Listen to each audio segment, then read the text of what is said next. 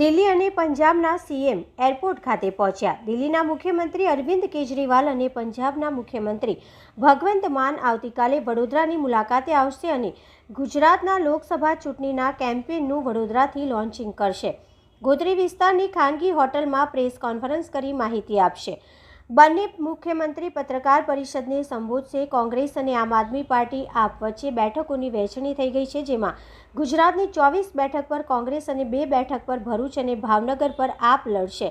ભરૂચથી ચૈતર વસાવા તેમજ ભાવનગરથી ઉમેશ મકવાણા આપના ઉમેદવાર છે, ત્યારે હવે આમ આદમી પાર્ટી ગુજરાતમાં પ્રચાર અભિયાન શરૂ કરવા જઈ રહી છે, જેના ભાગરૂપે દિલ્હીના મુખ્યમંત્રી અરવિંદ કેજરીવાલ અને પંજાબના મુખ્યમંત્રી ભગવંત માન આજે વડોદરા ખાતે આવ્યા અને ગુજરાતમાં લોકસભા ચૂંટણીના કેમ્પેનનું વડોદરાથી લોન્ચિંગ કરશે, જેના માટે બંને મુખ્યમંત્રી પત્રકાર પરિષદને સંબોધશે।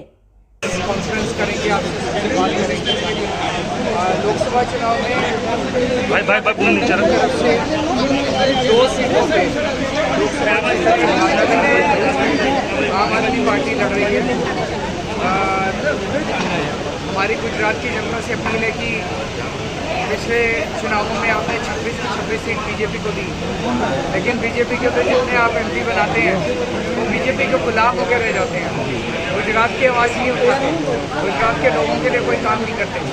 एक बार हमें मौका देके देखिए, अगर हम अच्छा काम करेंगे तो अगली बार हमें वोट दीजिएगा।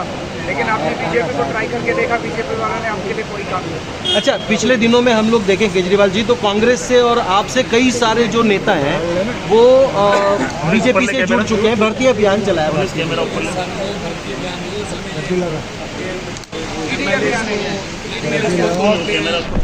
गिराते हैं, एमपी को पूछते हैं, राज्यसभा के लिए कोई भी जुगाड़ लगा लेते हैं।